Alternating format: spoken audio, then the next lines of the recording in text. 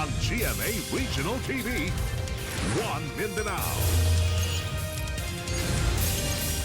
Aniya na mga dagkong balita karon adlaw sa One Mindanao.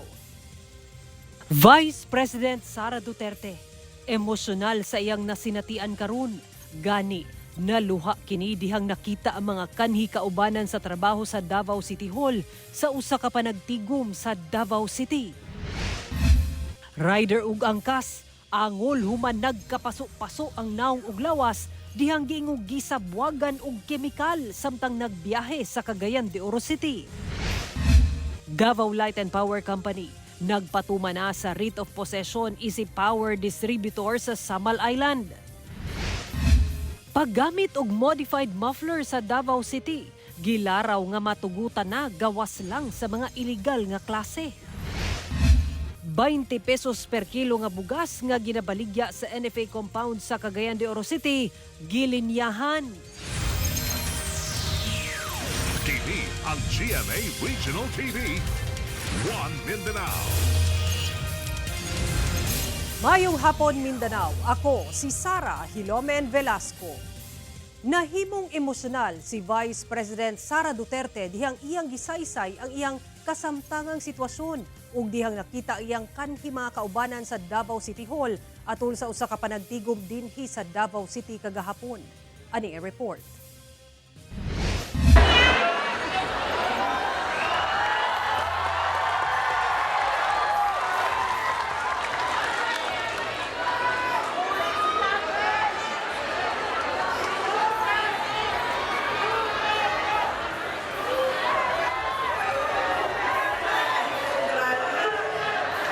Nakaluha si Vice President Sara Duterte dihang naghatag og speech sa usa ka panagtapok sa Davao City adlaw Miyerkules. Iyang gisaysay nga kini tungod kay nakita niya ang iyang kanhi kaubanan sa trabaho sa Davao City Hall. Pagkakita na ko sa ako ang mga kauban kaniadto sa City Hall,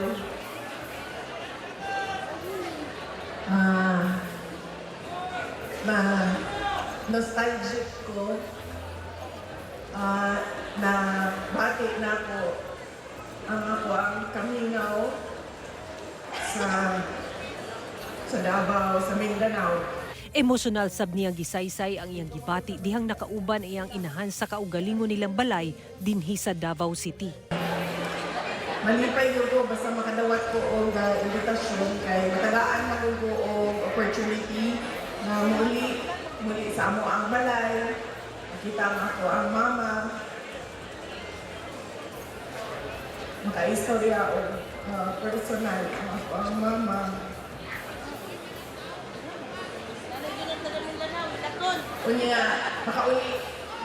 Magamit ako ang kanang nahikog na kung imuhan yun ang kama na binatulugan din mo. Kung makauli daw siya og Davao, diha lang daw siya makapahulay og tarong ug straight gayud ang iyang tulog. Kinala siya ka comfort zone sa ako ang muuli og Davao. Dili na ako mabuhat bisan asa. Sumala sa bise, dili lalim ang ilang kahimtang sa Manila tungod nangarkila lamang sila og kapuy-an. Dito magod sa Manila, nag-arkila lang may og balay.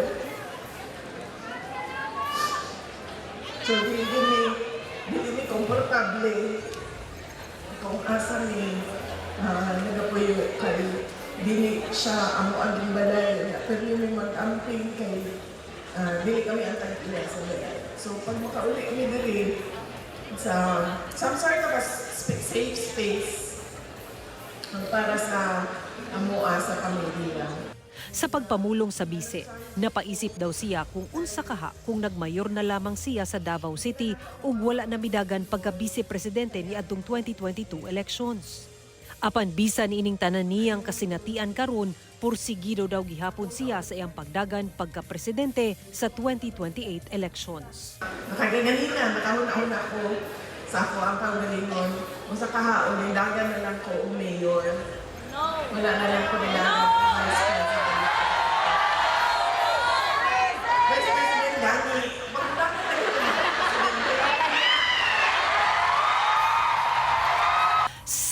Hilomen Velasco. 1. Mindanao. Giklaro karon sa Land Transportation Office nga wala sila'y gipagawas nga gabayan mahitungod sa driver's license sa mga senior citizen.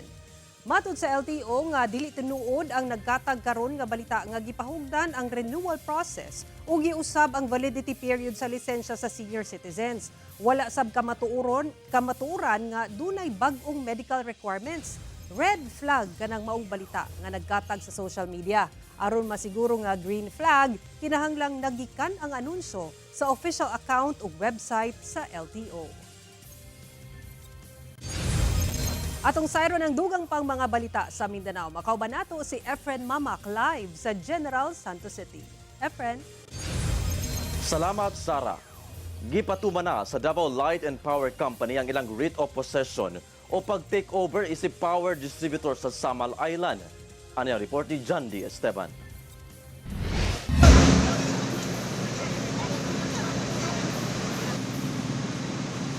I-take over na sa Davao Light ang operasyon sa Northern Davao Electric Cooperative o Nordeco sa Island Garden City of Samal sa Davao del Norte adlaw Miyerkules. Kinihuman gipatuman ang writ of possession nga gipagula sa Regional Trial Court Branch 4 kadto sa Davao Light alang sa power distribution system sa isla. Gipangunahan kini sa sheriff uban ang mga opisyal o personahe sa Davao Light. Gani namutang na sila og notice to the public o mga pahibalo. Maglalagay kami ngayon ng tarpaulin in accordance sa instruction ni Sheriff. Ano yung mga tarpaulin? Ano nakasulat? Ito po ma'am, notice of execution at sa writ. Nakasuwat sa writ of possession usa ka legal nga kamanduan nga gitugutan ang Davao Light sa pagdumala sa power distribution system sa isla. Lakip ang electric poles, lines ug ubang assets sa Nordeco. Subay kini sa Republic Act 12144 nga nagtugot sa pagpalapad sa prangkisa sa Davao Light sa mga lugar sa Davao del Norte ug Davao de Oro. Gipalong kariyot sa linemen sa Davao Light ang kuryente sa generation utility sa barangay Mambague nga mo'y nagasupply og kuryente sa Nordeco kay kabahin matud pa kini sa legal nga proseso. Sumala ni Fermin Edilion, ang spokesperson sa Davao Light. Doon na sila'y kontrata sa maong generation utility kay sila una ang musupply og kuryente sa Davao Light samtang ginalatag pa ang ilahang submarine cable. Gisaksihan usab kini sa mga lokal nga opisyal sa isla. Ginasuportahan yun naman ang Davao Light niya, mailisan yun ang Nordeco. Kung muna mong dako, kaya mong kalipay, karong adlaw nga natuman na gid among pangandoy. Sumala sa mayor, babag sa kalambuan sa isla ang dili maayong serbisyo sa kuryente. Daghan kay mga investors nga gusto mo sulod sa Samal. Ang problema, kanilagi ang unang pangutana, kumusta inyong power supply? Nung wala ko'y matubag, kung dili yun maayo. So karon nga Davao Light na, baka ingon jud ko nga pag naano yung mga maabot na itong investors, pwede na. Sulod mo kay Davao Light na ang atuang provider. Gibasura na sab sa Korte Suprema ang gifile nga petition for certiorari sa Nordeco batok sa Republic Act 12144. Apan sa gipagulang pahayag sa Nordeco bisan pa man niini, parayon daw gihapon nga makaserbisyo ang ilahang electric cooperative sa tibuok franchise area subay sa prangkisa hangtod tuig 2028 sa mainland ug 2023 sa Samal. Kawala matud pa sila gitanggalan og prangkisa. Daan ang nagreklamo ang katawan sa Samal tungod sa matud pa palungsiga nga serbisyo sa Nordeco. Lakip ang mga business establishment. Good diri sa Samoa, ang labi ng kurente dira palungsiga tapos among rep. Wala pa nabayadan among rep tapos maguba pa. Kauban si Bebot Cajes sa kamera. John D. Esteban. 1. Mindanao. Nanawagan ng COMELEC Region 11 labi na sa mga kabataan nga dili na paabuton ang deadline sa voter registration alang sa umaabot nga November 2026 Barangay and Sangguniang Kabataan Elections. Ang detalye sa report ni Argil Relator. Sugod October 2025 hangtod February 14, 2026, miabot na sa 107,000 ang ihap sa naprosesong aplikasyon ato sa voter registration sa tibuok Davao Region alang sa Barangay and Sangguniang Kabataan Elections o BSKE. Lakip niini ang registration sa first-time voter, transfer, reactivation, correction of entries ug updating of records. Ginauhag ang mga kabataan sa pagparehistro sanglit human sa BSKE 2026 karong Nobyembre.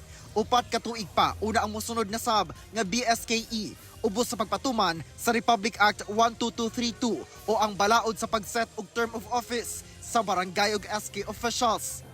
actually last year pa na nag-prepare ang COMELEC for the elections. But then again, naingawas na bago na balaod.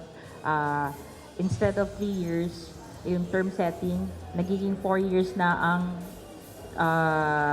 term ng Barangay and SK elections. Nanawagan ang COMELEC nga dili na paabuton ang deadline sa voter registration sa May 18. Abli ang COMELEC offices o dili baka ang satellite voter registration Lunas hangtod Sabado, lakip holidays, gikan alas 8 sa buntag hangtod alas 5 sa hapon. Inaauhag na mo ang katong mga first-time voters, especially sa katong mag-participate sa SK elections, visit our offices. Although, nagabisita po ta sa ato ang mga schools, katong mga dagko nga schools, katong na ay senior high, kaya ang ato ang target is really to register katong mga 15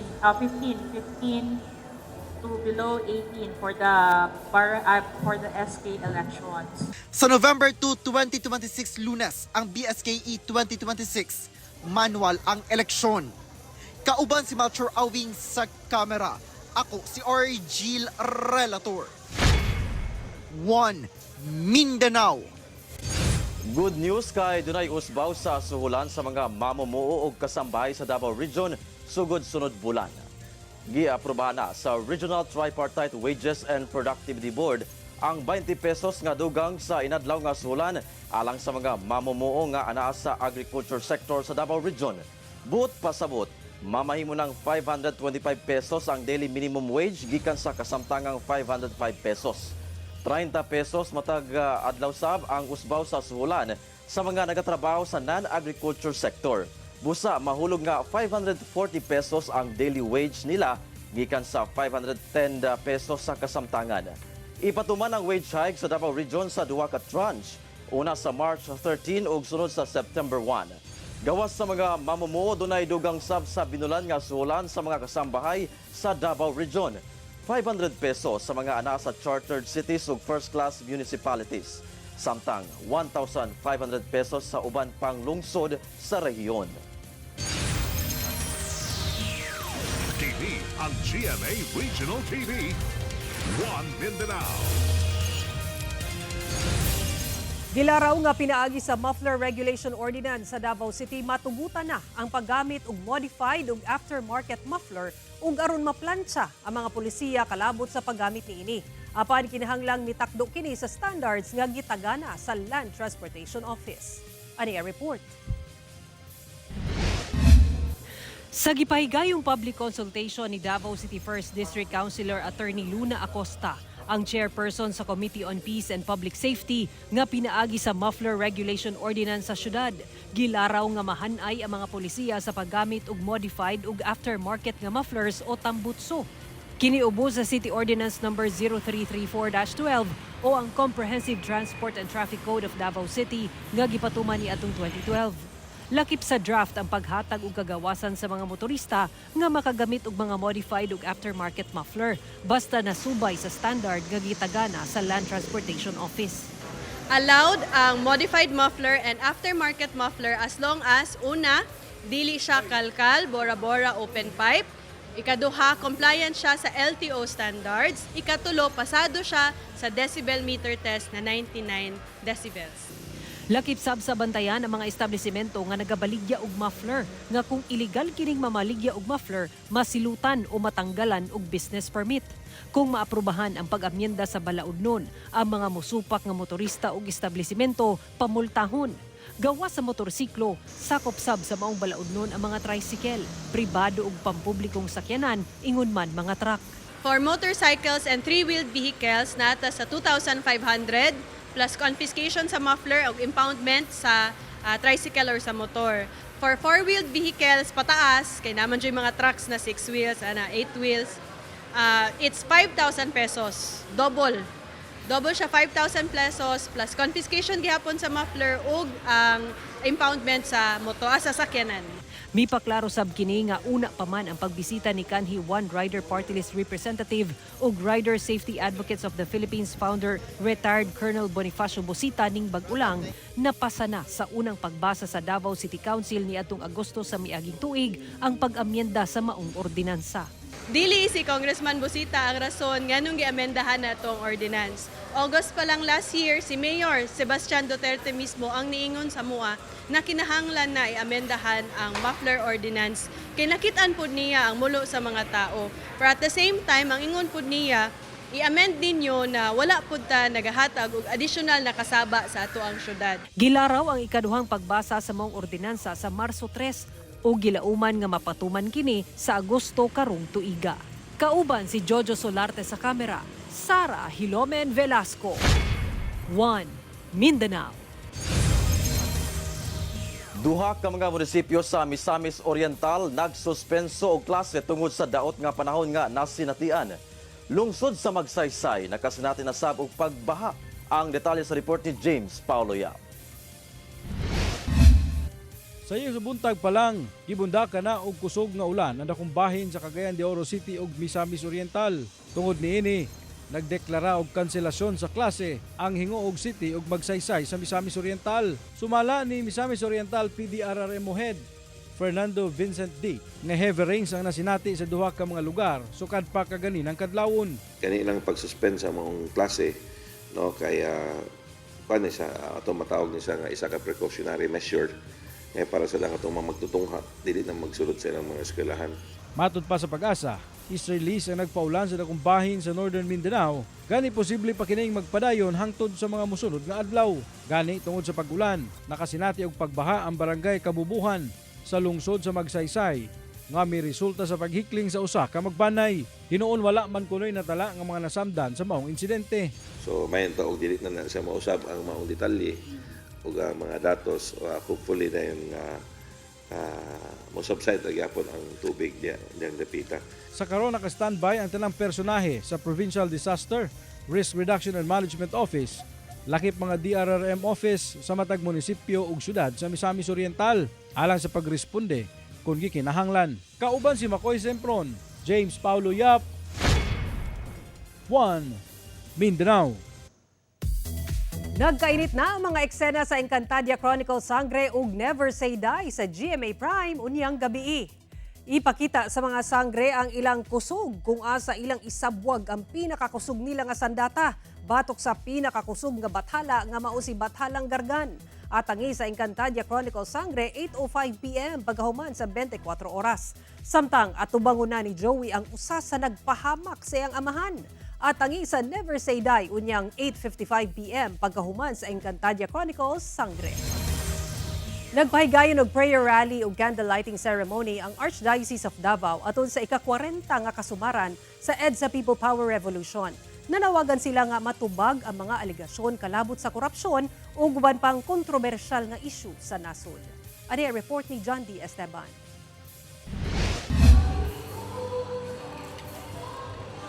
Sa pag-ampo ug pagdagkot og kandila gipaagi sa Archdiocese of Davao ang ilahang paghandom sa 40th anniversary sa EDSA People Power Revolution sa Centennial Park sa San Pedro Miyerkules sa gabi. Giawhag ni Archbishop Most Reverend Romulo Valles ang mga Katoliko nga mamahimong ipadayon ang diwa sa People Power taliwala sa mga isyu nga giatubang sa nasod. 4 decades later, today we are compelled to ask, is people power still alive among us? We once again witness troubling realities in our national life.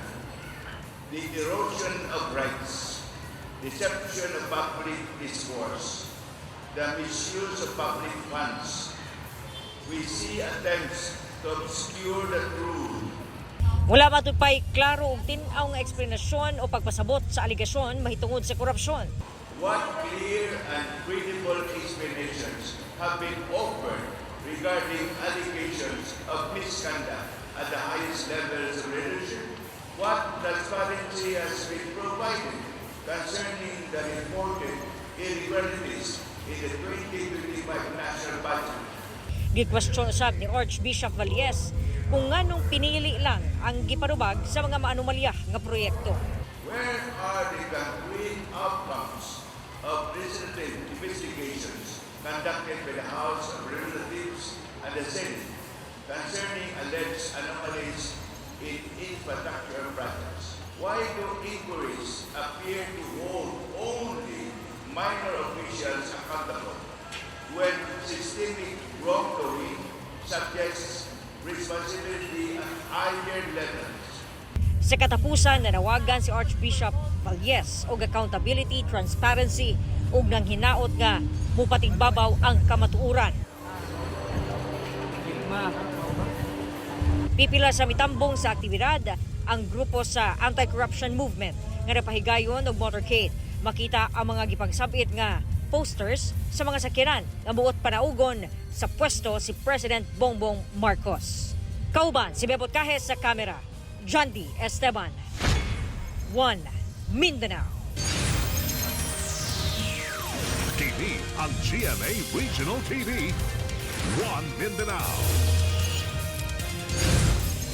Rider ug angkas niini nagkapaso-paso ang naong ug kalawasan human nga gingong gisabligan og kemikal nga gituhang muriatic acid ang ilang mga naong samtang nagbiyahe sa Barangay Carmen sa Cagayan de Oro City. Apan kapulisan giklaro nga wala pa sila'y official report ug blotter kalabot sa maong hitabo. Ani report ni Cyril Chavez. Daw nag-aso-aso pa kining jacket nga gisabit sa usa ka tanom. Kini ang naabtan og navideohan sa motoristang si Jeffrey Katapusan atol sa nitabong insidente sa Villarin Street, Barangay Carmen, Cagayan de Oro City, Lunes sa gabi. Among jacket iya sa usa ka motor rider ug babaeng angkas niini samtang nagbiyahe sa maong dalan. Kita sab sa video mga biktima kinsa naghukas na ang lalaki ug nagtapis na og tuwalya ang babae nga gitabangan sa mga nagpakabanang residente dool sa lugar. Matod pa, biktima ang duha sa riding in tandem suspects nga kalit mi overtake kanila og nanablig og daw kemikal tumong sa ilang nawong, rason nga nalapnos ang ilang mata og parte sa nawong. Dali-dali sab nga gitabangan sa mga residente ang mga biktima nga mabutangan og tubig ang ilang mga nawong og lawas nga nalapnos. Sumala sa Cagayan de Oro City Police Office, gimanduan na niini ang Carmen Police Station nga mag-imbestiga apan pagpaklaro sa buhatan nga walay nagpa-blatter o nanawag sa ilaha kabahin sa hitabo. Na monitor na lamang kini pinaagi sa social media. Actually, atong gi-contact ang station commander sa Police Station 4, si Police Major Peter Taho regarding ni ining insidente. Sa matod pa niya, na-contact na nila ang kaning mga alleged biktima aning sabog muriatic sa ginaingon na nga sa viral post kay wala pa man kini na report sa police station o wala pod kini nagpa-blatter pa. So sa pagkakaroon nag-schedule kaniya bisita sa atong opisina. Ginasubay na kuno sa PNP ang mga CCTV footages dool sa lugar aron mailhan ang mga suspect. Dili pa sa makumpirma sa PNP kung daghan na ang mga nabiktima ni ini. Ginasuwayan pa og kuha ang bahin sa mga biktima. Naamang gyud tay naka-sector nga mga mobile patrols, especially pa doon sa kagabihin na ato pod nang gipaningkamutan nga matap ang mga barangay nga makikiusap pod sa pag bisita sa ilang mga areas labi na kaning niit nga mga lugar. Kauban si Jaybert Pairat, Cyril Chavez, One Mindanao. 20 pesos per kilo nga bugas mapalit na sa Cagayan de Oro City ug Misamis Oriental. NFA, may pasabot nga katong mga anaalang sa vulnerable sector ang mamahimong maka-avail sa maong baratong bugas. Ang detalye sa report ni James Paulo Yap. Gilinyahan karon sa publiko ang bugas nga mapalit sa National Food Authority sa Barangay Tablon sa Cagayan de Oro City. Kini tungod ang maong bugas mapalit sa presyong 20 pesos lang matag kilo. Sumala sa NFA Misamis Oriental Branch nga sukad sa milabayng tuig pagisugdan ang pagbaligya sa maong 20 pesos nga bugas. Apan exclusive lamang kini sa mga mag-uuma. Pagkakaroon sir, ang pwede maka-avail nato is ato ang mga farmers, itong mga mag-uuma, atong mga mangingisda, o atong gitawag nga vulnerable sectors, like the senior citizens, mga persons with disabilities or PWDs, ato mga solo parents, o ato ang mga 4Ps, o ato ang mga jeepney drivers.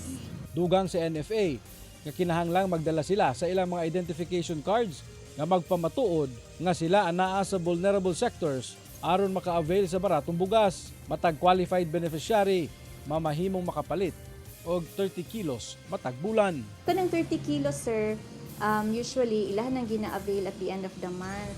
Katong bitong mga kung gusto magtingog, pero kani man kung syempre kita kanang katong dili kaayo o budget lang. Everyday man pud. Asa ra ning komersyal lo, di naman gid mi kay mais, di naman kaya gyapon ng mais kay 47 naman ang kilo. Oh. Mas may gining dili na walaon ng init sir. Ginatuna na sa ahensya ang paghinay-hinay og abli niini alang sa ubang sektor, ilabi na sa low income earners. Sumala sa NFA nga sa pagkakaroon, dinhi lang sa ilang bodega sa Barangay Baloy sa Cagayan de Oro City ang disbursement area sa 20 pesos nga bugas matag kilo og pahimangno nila sa publiko kung adunay magtanyag og NFA rice nga balor sa 20 pesos ang matag kilo. Ipahibalo gilayon sa NFA aron ila kining maaksyonan.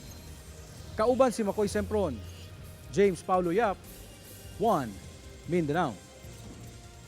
Magpabiling makasinati og init nga panahon ang pipila ka lugar sa nasod tungod sa easterlies. Sumala sa pag-asa, walay na monitor nga bagyo o low pressure area sa sulod sa Philippine Area of Responsibility. Wala sa amihan, inay easterlies ang init nga hangin gikan sa dagat Pasipiko ang mupatigbabaw sa nasod. Apan posible gihapon ang mga pag-ulan dala sa localized thunderstorms. Base sa datos sa Metro Weather, dakong bahin sa Mindanao ang makasinati og mga pag-ulan. Posible ang mga kusog nga pag-ulan busa mahimong alerto sa pagbaha o landslide, mga kapuso.